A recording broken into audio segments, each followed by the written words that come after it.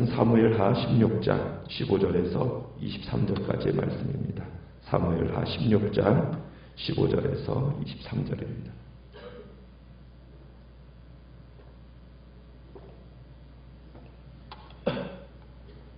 사무엘하 16장 15절입니다. 압살롬과 모든 이스라엘 백성들이 예루살렘에 이르고 아히도벨도 그와 함께 이른지라.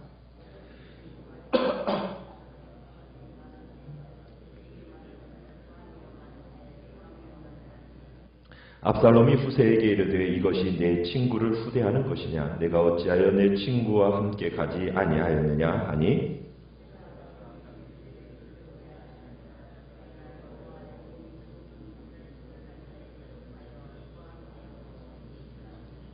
또 내가 이제 누구를 섬기리이까? 그의 아들이 아니니까 내가 전에 왕의 아버지를 섬긴 것 같이 왕을 섬기리이다 하니라.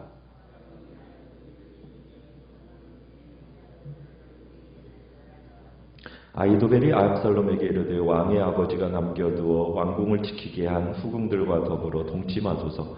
그리하면 왕께서 왕의 아버지가 미워하는 바 됨을 온 이스라엘이 들으리니 왕과 함께 있는 모든 사람의 힘이 더욱 강하여지리이다 하니라.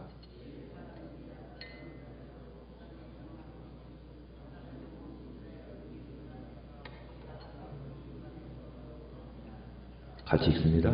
그때에 아히도벨이 베푸는 계략은 사람이 하나님께 물어서 받은 말씀과 같은 것이라. 아히도벨의 모든 계략은 다윗에게나 압살롬에게나 그와 같이 여겨졌더라. 아멘. 오늘 말씀의 제목은 진정한 벗이라는 제목으로 말씀을 나눕니다. 오늘 말씀은 압살롬을 향하여 이렇게 모여드는 민심을 그려주면서 또한 압살롬 진영의 균열의 징후를 보도하고 있습니다. 다윗이 예루살렘에서 도망친 지 얼마 되지 않아서 압살롬이 예루살렘에 입성하게 됩니다. 압살롬과 그를 지지한 모든 이스라엘 백성들이 예루살렘에 이르고 15절에 보면 또 아히도벨 1급 책사인 아히도벨도 그와 함께 동행하고 있음을 보여주고 있습니다.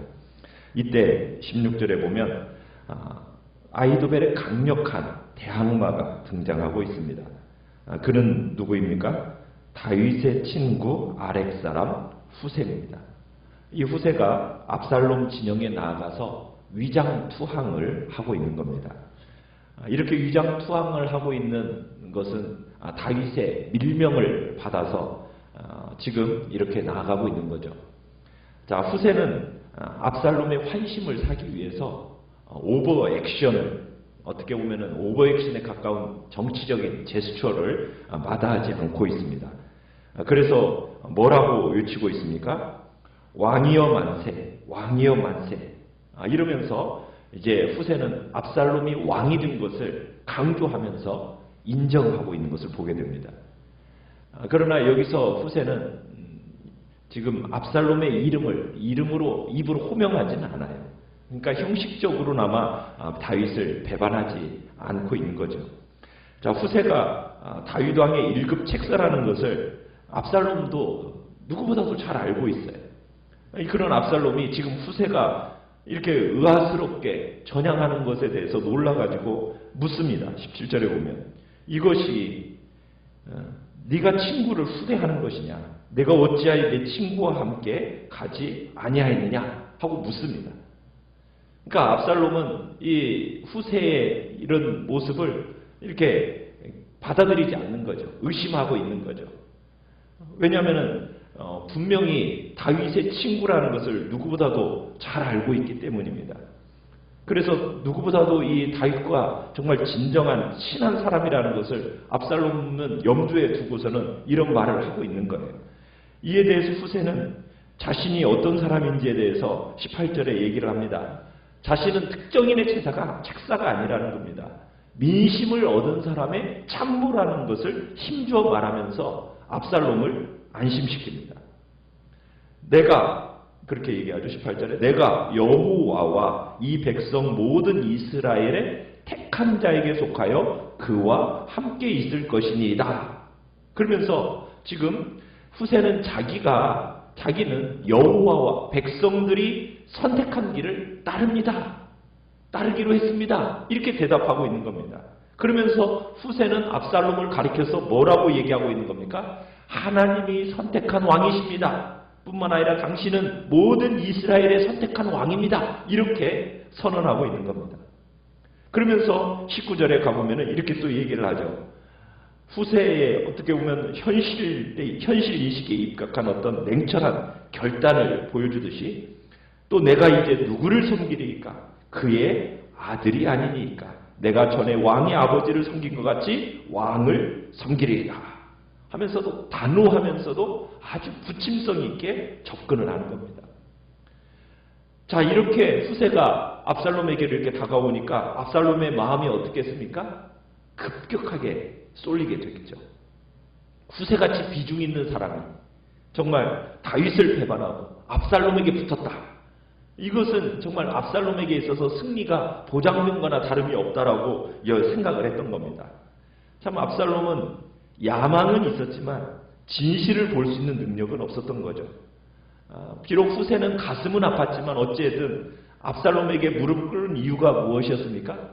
다윗을 살리는 길이라는 것을 누구보다도 잘 알고 있기 때문에 지금 이런 모습을 취하고 있는 겁니다.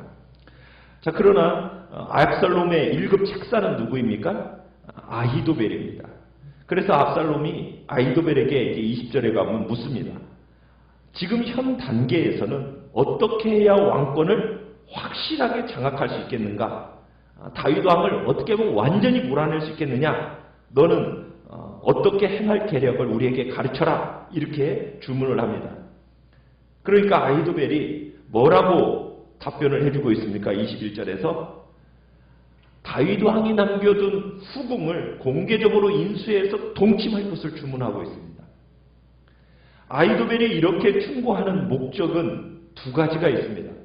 첫 번째, 압살롬과 다윗 사이에 도저히 건널 수 없는 강을 만들기 위해서입니다.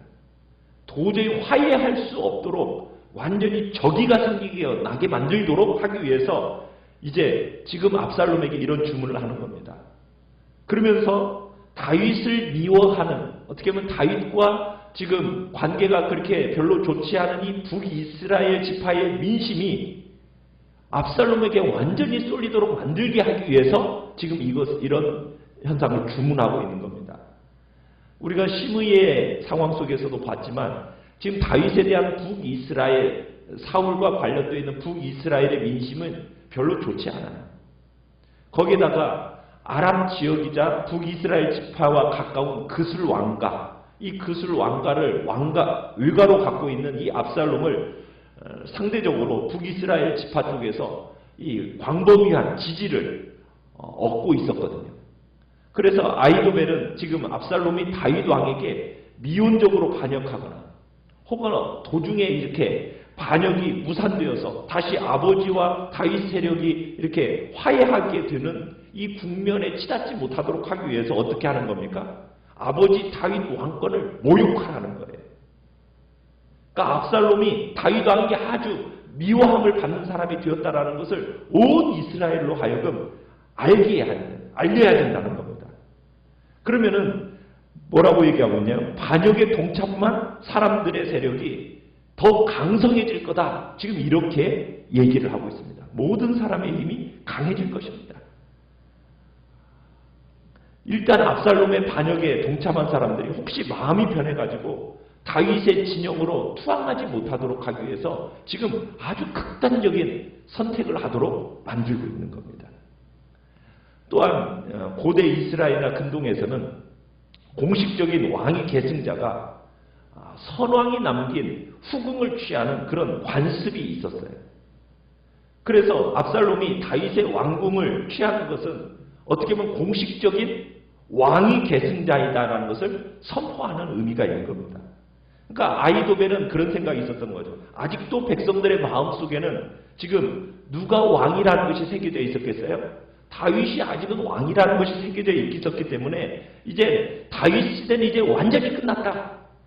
이제 새로운 왕이 모든 것을 차지했다. 이런 것을 보여줄 필요가 있다라고 생각을 했기 때문에 지금 이런 주문을 하고 있는 겁니다. 다윗 왕의 후궁과 동침하라는 거예요. 그러니까 압살롬이 다윗의 아들이기 때문에 백성들이 계속해서 다윗 다음으로 생각하면 어떻게 보면 반역한 사람들의 힘이 자꾸 떨어질 그런 위험이 있다라는 거예요. 그래서 압살롬으로 하여금 아버지의 후궁들을 사람들이 보는 앞에서 백주 대낮에 모욕하도록, 욕을 보이도록 하고 있는 겁니다. 그래서 압살롬이 다윗의 후궁을 백주 대낮에 정말 공개적으로 취해서 반역 세력을 더욱 결집시켜서 마침내 이스라엘 왕이 될 수 있다라는 이런 식으로 지금 압살롬에게 얘기하고 있는 거죠. 자, 이런 아히도벨의 자문을 압살롬이 어떻게 하고 있습니까? 따릅니다. 22절에 보면은 예루살렘 궁중 옥상에 마련해준 장막에다가 온 이스라엘의 무리의 눈앞에서 아버지의 후궁들과 동침을 합니다. 여러분, 그런데 이 사건은요, 무엇이 또한 이루어지는 사건입니까? 하나님이 나단 선지자를 통해서 말씀하신 그 저주가 무섭게 성취되는 순간입니다. 이 사태는 이미 사무엘하 12장 11절에서 내가 내 처들을 가져 내 눈 앞에서 다른 사람에게 주리니 그 사람이 내 처들로 더불어 백주에 동침하리라. 나단의 그 무서운 하나님의 저주의 말씀이 성취되는 순간인 거죠.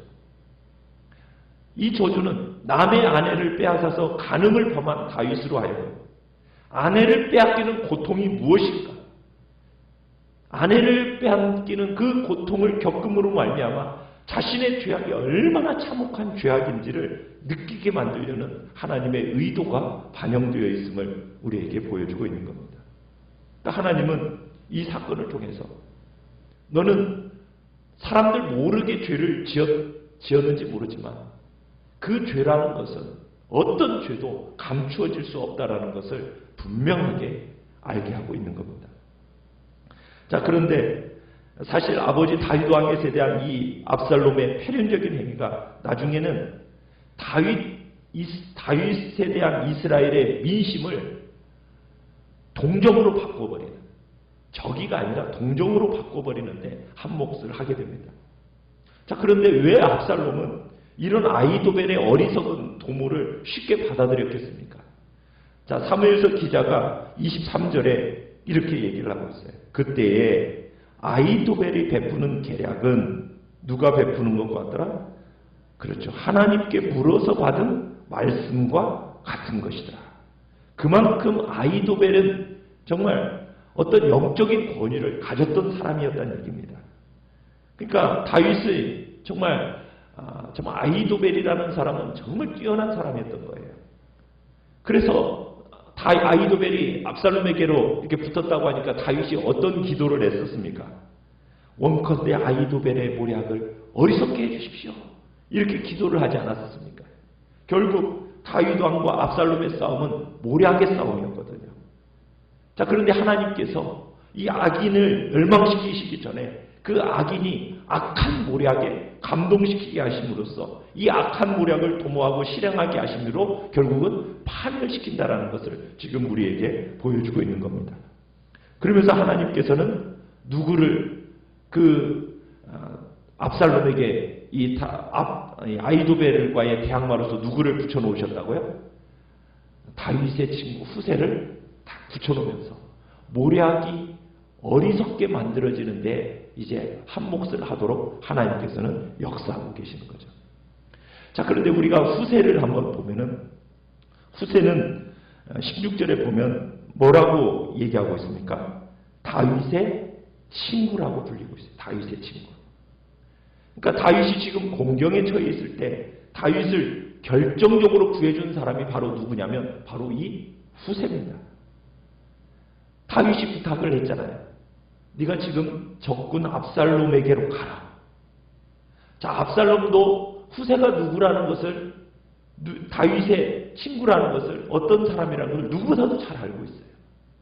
그러면은 지금 후세는 뭘 걸고 가는 겁니까? 자기 목숨 걸고 지금 그 위험한 일을 자청한 겁니다. 다윗을 위해서라면 자기 목숨을 걸고 압살롬에게로 간 게 바로 이 후세예요. 자기의 목숨을 바꿔서라도 친구를 위해서라면 기꺼이 일하겠다라는 후세의 모습이 우리는 여기에서 참으로 아름답다라는 것을 보게 되는 겁니다. 다윗은 어떻게 보면 압살롬에게서 쫓겨나서 정말 아무것도 할 수 없는 처지였거든요. 공식적인 왕위도 빼앗겼죠. 군대도 백성들도 다 압살롬에게 빼앗기신 상태였잖아요. 그 누군가 그를 위해서 일해주지 않는다면 이 상황을 헤쳐나가기가 어려웠었다는 얘기입니다. 그럴 때 이 후세는 친구 다윗을 위해서 결정적인 일을 해준 겁니다. 참 다윗은 행복한 사람이었던 거죠. 바로 이런 후세와 같은 친구를 두었기 때문입니다. 그러니까 이 후세는 의리만 있었을 뿐만 아니라 정말 매우 지혜롭고 또한 능력이 있는 사람이었습니다. 그래서 우리가 다음에 보겠지만 압살롬에게 있어서 절대적인 신임을 받고 있는 이 아히도벨을 물리치고 자신의 의견을 관철시킴으로써 다윗을 도와준 사람이 바로 이 후세가 되는 거죠. 정말 다윗은 정말 요나단과 같은 참으로 그런 친구가 있었듯이 또 후세와 같이 자신의 목숨을 아끼지 않고 함께 해준 그런 친구가 있었다라는 것은 다윗에게 있어서 정말 복됨이었고, 어떻게 보면 다윗은 세상에서 가장 부유한 사람이었음을 우리에게 보여주고 있는 것입니다. 그러나 우리는 다윗만 부러워할 필요는 없습니다. 우리도 정말 세상에서 가장 부유한 사람들입니다. 왜요? 우리에게 누가 있습니까? 미쁘시고 신실하신 우리의 친구가 되시는 예수 그리스도가 있으시기 때문입니다. 친히 자기의 목숨을 내어주신 우리의 진정한 벗이 되시고 우리의 친구가 되고 있다는 사실을 성경은 우리에게 가르쳐주고 있습니다. 그러기에 우리는 이 세상의 누구와도 정말 비교할 수 없는 부유한 친구가 나와 함께 있음을 잊지 마시고 그 주님과 함께 더 친밀한 자리로 여러분들이 나아가시길 바랍니다. 정말 다윗처럼 어려움을 나눌 마음의 벗이 후세라는 친구가 있었듯이 우리를 위해서 자기의 목숨을 버리신 나의 진정한 벗이 되시고 우리의 친구가 되시는 예수 그리스도가 있다는 사실을 단 하루도 잊지 마시고 그분과 더욱 친밀한 복된 교제로 들어가셔서 우리의 삶의 어려운 순간순간마다 우리를 도우시는 그 진정한 친구가 되시는 예수 그리스도와 함께 복된 믿음의 자리로 나아가시기를 간절히 바랍니다. 말씀을 생각하면서 기도하시고